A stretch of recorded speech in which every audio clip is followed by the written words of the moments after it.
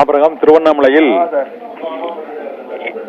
7 பேர் அந்த மண் சரிவில் சிக்கிய சம்பவத்தில் இதுவரை 3 குழந்தைகள் இதுவரை மீட்கப்பட்டிருக்கின்றன. 2 பெண் குழந்தைகள் மற்றும் கௌதம் என்ற சிறுவனின் உடல் இதுவரை மீட்கப்பட்டிருக்கிறது. 3 பேரின் உடல்களை மீட்பு படையினர் மீட்டுள்ளது திருவண்ணாமலையில் ஒரு சோகத்தையும் அதிர்ச்சியையும் ஏற்படுத்தி இருக்கிறது. அந்த மண் சரிவில் சிக்கிய 7 பேரின் மீட்கும் பணி நேற்று இரவில் இருந்து தொடர்ச்சியாக நடைபெற்று வந்தது.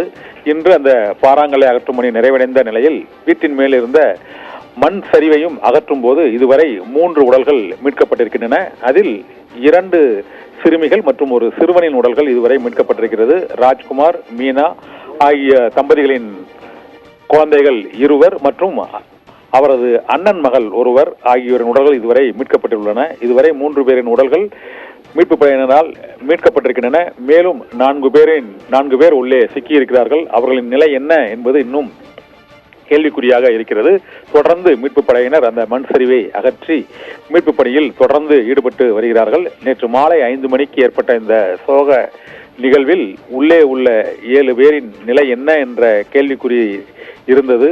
170க்கும் மேற்பட்ட மீட்பு படையினர் இரவு பகலாக மேற்கொண்ட மீட்பு பணியில் சற்று முன்பு ஒரு சிறுவனின் உடல் மீட்கப்பட்டது. கௌதம் என்ற சிறுவனின் 8 வயது சிறுவனின் உடல். அதைத் தொடர்ந்து இனியா என்ற சிறுமியின் உடலும் மீட்கப்பட்டது. இதைத் தொடர்ந்து மற்றொரு சிறுமியின் உடலும் இப்போது மீட்கப்பட்டிருக்கிறது. தொடர்ந்து 3 உடல்கள் மீட்கப்பட்டுள்ளன. மேலும் 4 பேரின் நிலை என்ன, அவர்கள் உயிரோடு இருக்கிறார்களா இல்லையா என்ற கேள்விக்குறி எழுந்துள்ளது. இந்த மீட்பு பணி இன்னும் சில மணி நேரங்களில் நிறைவடையும் என எதிர்பார்க்கப்படுகிறது. ஆபிரகாம், தகவலுக்கு நன்றி.